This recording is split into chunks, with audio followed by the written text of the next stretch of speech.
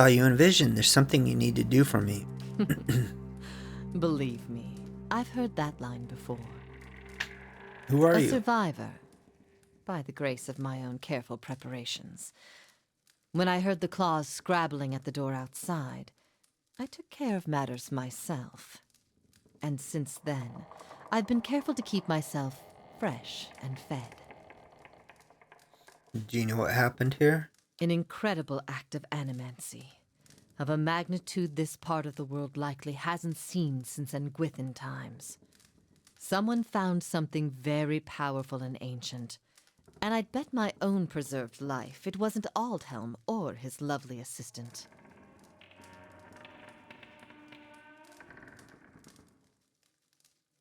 I still don't understand why this district is full of walking corpses. She spins from the fire to face you. Because someone found a way to tether their souls to their bodies, don't you see? She taps her skull with an impatient finger. So, when the heart stops beating, when the blood stops flowing, their bodies still animate, and with a newfound hunger. She turns back to the fire. Those that can feed it with living flesh and essence stay strong and sharp. Those who can't degenerate quickly. Tell me what you know about this Aldem. His name barely merits repeating. He's a charlatan who liked to dig up pretty artifacts and call himself a scholar. The pity with animancy these days is that you just about anyone can claim to be an expert. I see. She smirks. I truly doubt that. It's time for me to get going.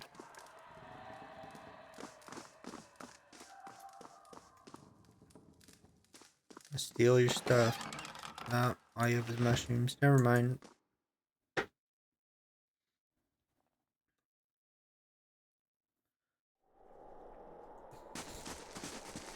Let's go back to the tower.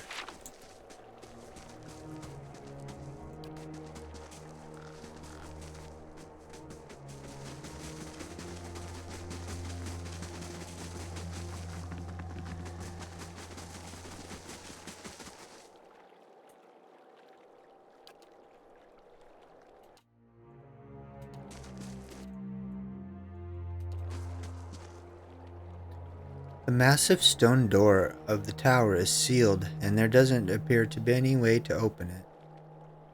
Speak the words you learned from the Laden Key acolyte. You hear rumbles and clanks from hidden tumblers as the door unlocks.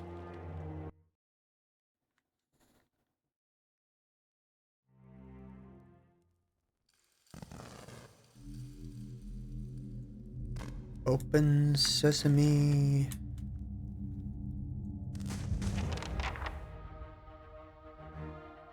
Undying heretic. Are we ready to fight all these guys?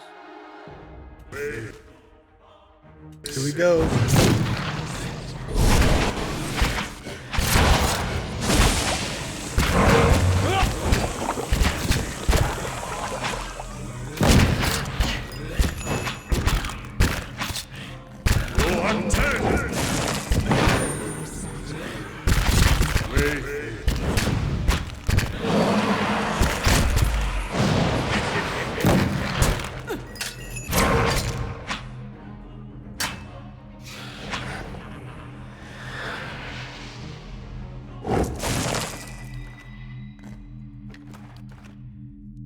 Of course.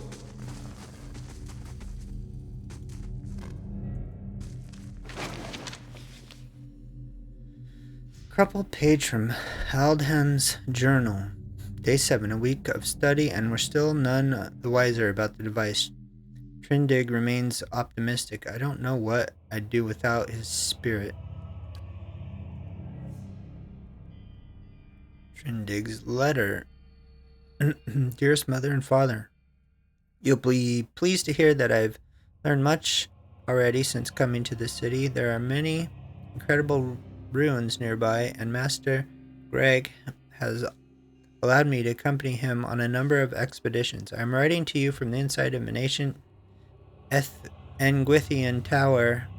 There's an entire district built up around it, but the locals have mostly left the tower untouched. They have let us set up temporary living quarters here so our work can continue uninterrupted.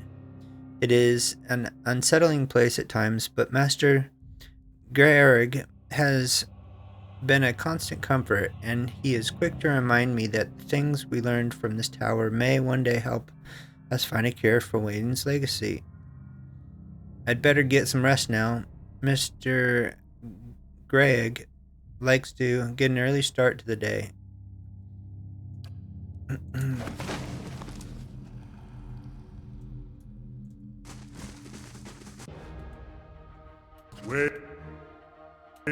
Sail. That's it!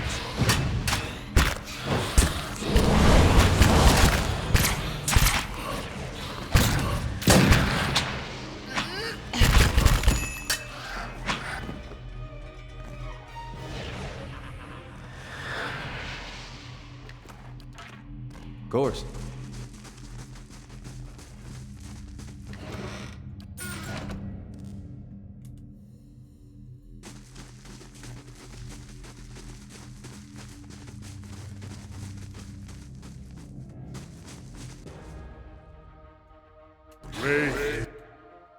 Selmes metu.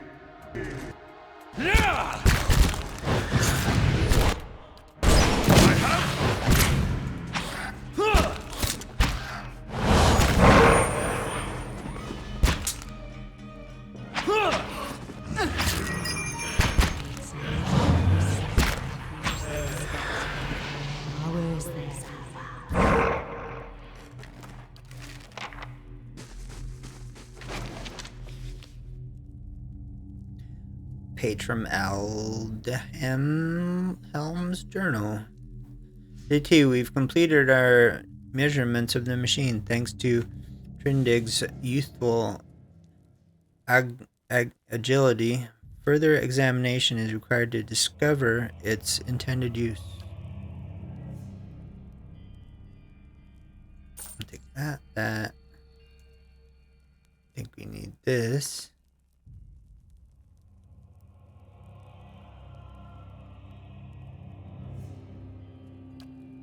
Alright, we'll take it all.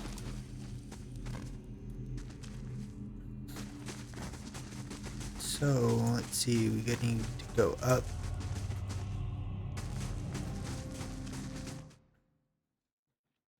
Up the tower.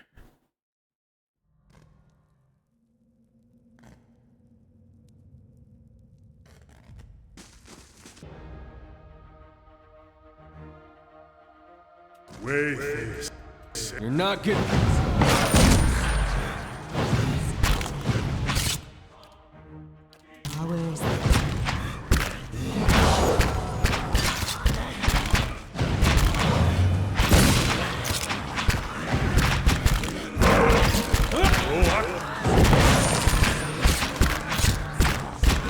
There we go.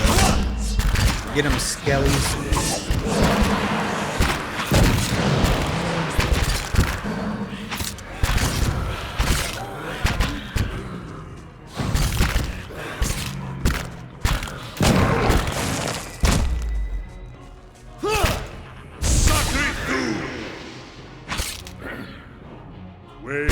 Selmes metu.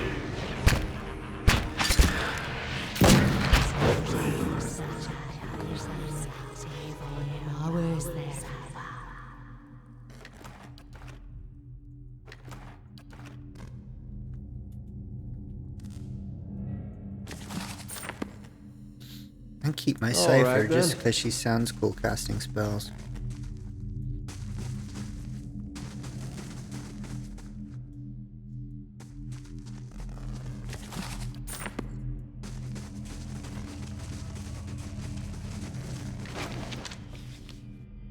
It's the only female girl, whatever, in my party too. The rest are males. That's kind of boring. Wayface. Leave it to me!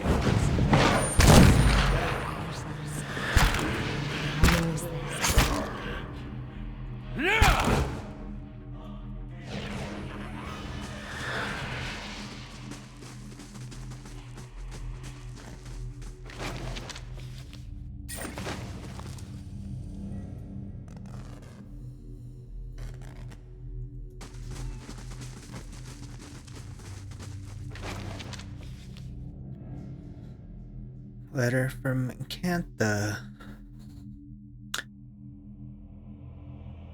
I did indeed receive your recent summons.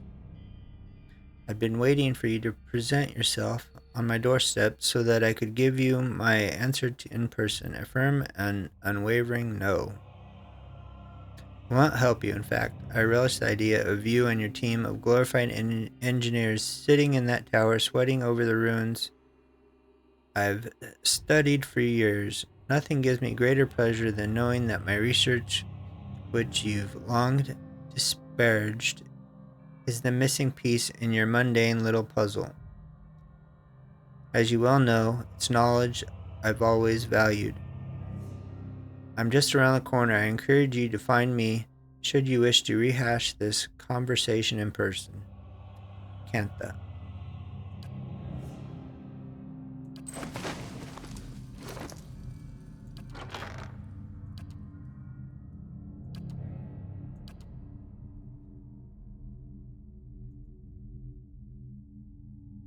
Arcane Dampener and Intellect.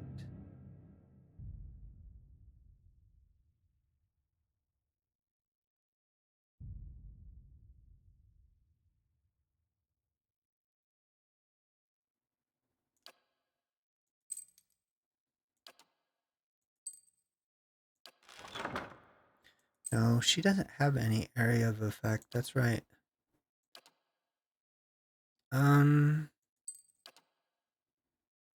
Let's check real quick. Your thoughts must flow deeply indeed.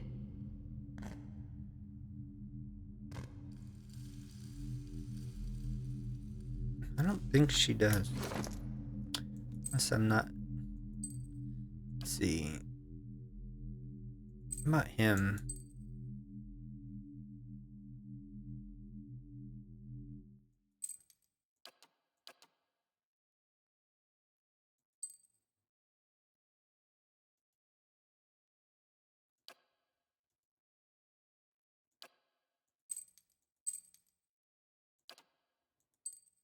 There we go.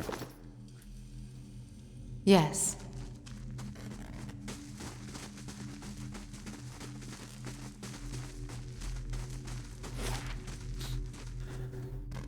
Is there no more? There it is. We need to rest. Maybe soon, not quite yet.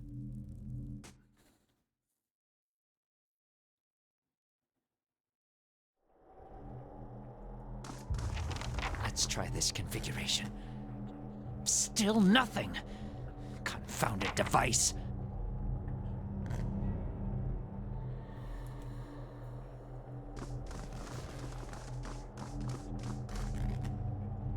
Man hunches over the strange mechanism, his spine sharp ridge rising from his arched back.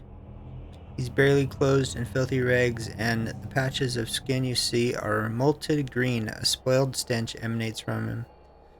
He's so intent on his work that he doesn't notice you until your shadow falls over him. When he turns and sees you, he snarls and scuttles behind the Adra pedestal. Only his bared teeth seem to have escaped decay. His eyes are yellowed and bloodshot, but they wicker with intelligence. He averts his gaze and holds a hand in front of his face. Shouldn't be here. What do you want? Tell me what happened here. That's what I'm trying to figure out.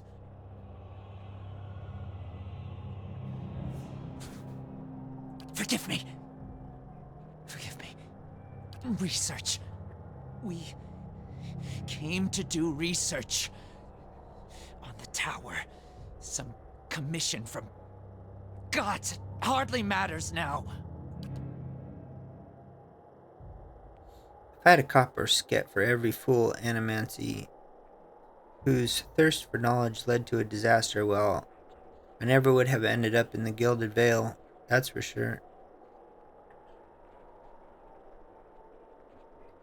Stick to the present. When did the disaster start? Something happened on our 11th night. lights in the sky and a static charge in the air. But we were so careful. We were staying in the chambers below. Trindig, my assistant, said he saw a robed figure lurking around the tower, wore a mask, carried knives at his sides. A trick of shadows, I told him. The next morning, we felt strange, like we hadn't eaten in weeks. So dazed that we didn't at first notice the blood around our beds, the strange wounds that had appeared overnight. And the machine, this cursed spire, dormant for 2,000 years, lifeless through hundreds of our experiments, and we wake that morning to find it spinning on its own! On its own! How can we stop what we couldn't start?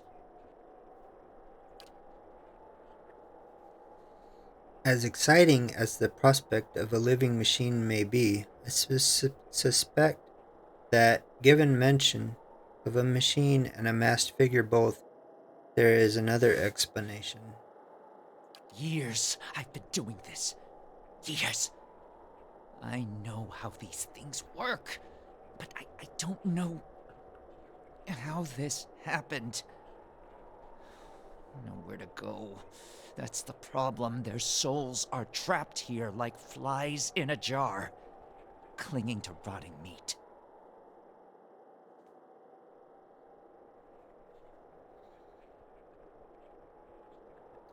Get to the point. Slow down. What does this machine have to do with souls? No time to slow down. But I can explain. Hold a magnet over iron splinters and they stick, yes? Rub your hand over weir wool and the hair of your head will follow it. So it is with this machine. It has the power to manipulate souls, but why? For what? And how many others lie buried in the ruins of Erglanfath? No. Focus on this one. It's imprisoned our souls in our bodies. Cut the root between essence and flesh. Left a dwindling soul stuck in a shriveling husk.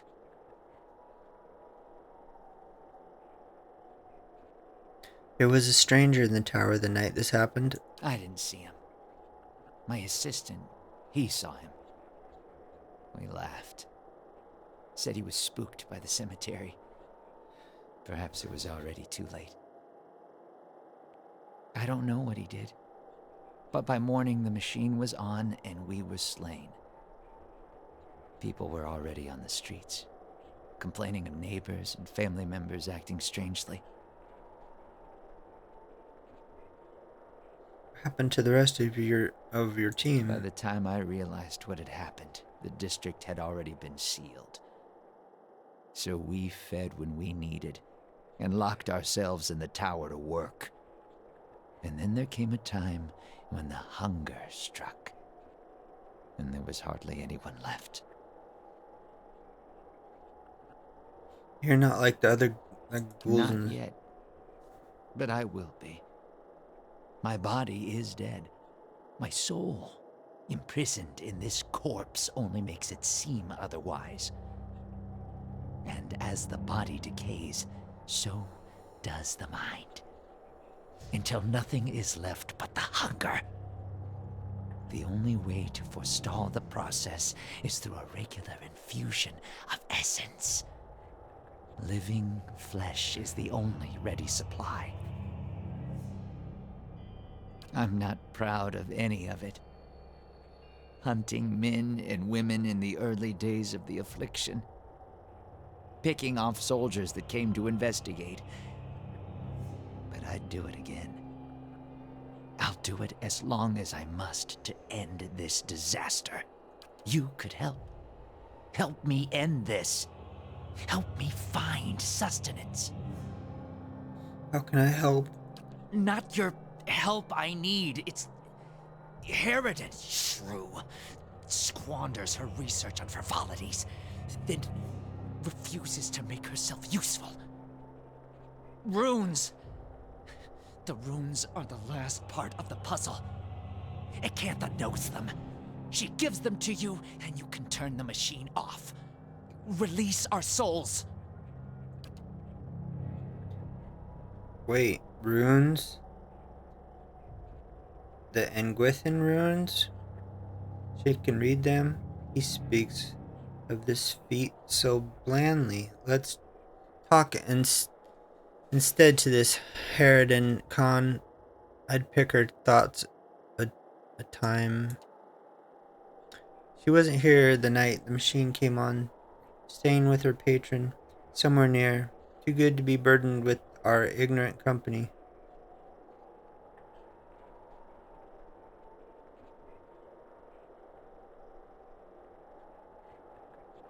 If Cantha knows the control words, then I don't see why I need your help. Help!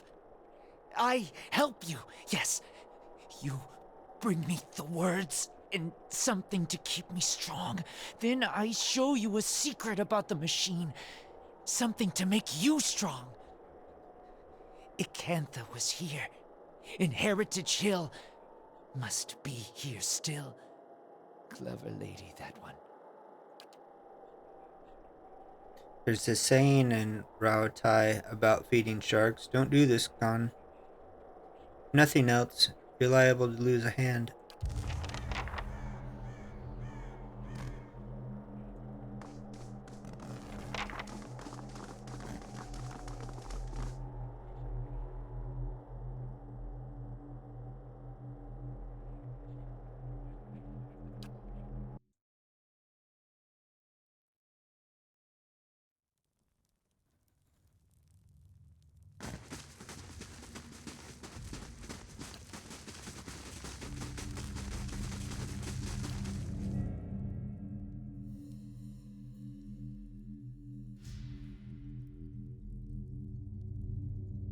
If doubts and curiosity plague you, you're skinning your knuckles on the wrong door. I saw something strange. You were sitting by the fire, and I saw a great light from your staff. Tell me what you saw. It was a flash like an explosion, a rushing of air, incredibly bright. It is the light of the Godhammer you saw. What about it? It was a weapon of Deerwood's people, a symbol of their independence. It saved the Deerwood. What do you know about it? It brought the Saints' War to an end, knocked a god from his perch. There are few that would deny Eothas overstepped. The Godhammer reminded Eothas of it. You saw its light because I helped shape it, give it life, and release it into the world. Once seen, its glory is almost too bright to be believed, and too bright to be forgotten. You helped build the Godhammer? There were 12 of us. We fashioned the weapon, drafted plans for it, prayed for guidance at Ashfall, and it came to me there. Each of us were given a staff made from the forest of black trees around us, glowing with embers and fire far greater than this branch you see now. It felt as if the staff was Margaren's own finger, guiding my hand, guiding the other 11, the shadows of the 12 who would come to stand on the bridge to stop Eothas. I also saw a dozen bright circles emerging from your staff as well. Even in that stand, there was a ritual to it. For the 12 that stood on the bridge, there were a dozen shadows cast, a dozen faithful of Margren, her fiercest supporters and shapers of the Godhammer.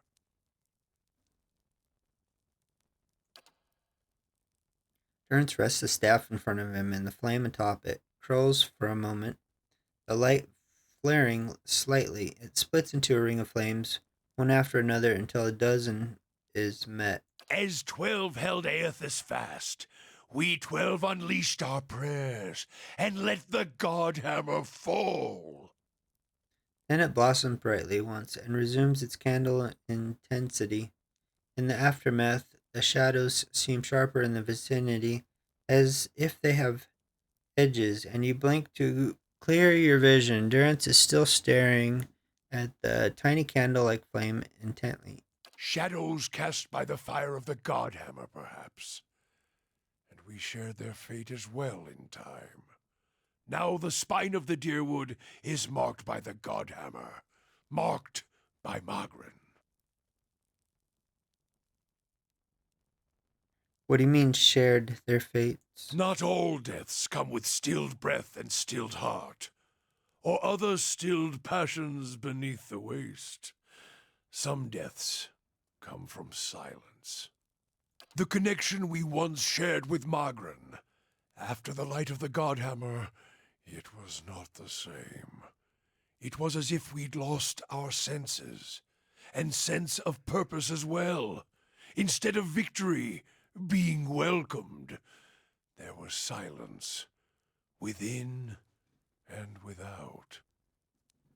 Not many can claim to have killed a god. It is less a heroic tale than you would think. And such a death, it changed our faith. All faiths, I expect. Doubt followed, and the world changed. I do not believe Magrin was pleased by what we had done. Why is that? The world is broken, the wheel stilled. There is sickness in the world's heart. Perhaps the price of crossing a god. Crossing two gods. Even as Magrin shaped our hands, perhaps we carried her will farther than was allowed. Just as Widewind did. Saint Widewind. Mortal arrogance to match mortal arrogance. Yet if the world had changed, then I sought to change with it. If I had forgotten some of Magrin's teachings, I would find them again. I would make her see me again. What did you do? I remembered Magrin's teachings, how reminders on the flesh were more important than the death of a vessel. And I wondered if killing Aethys, if that had simply set him free. Had it allowed him to escape his punishment and be taken on the wheel? Like a mortal? As I stepped from the now blessed Godhammer Bridge, I thought of Ashfall.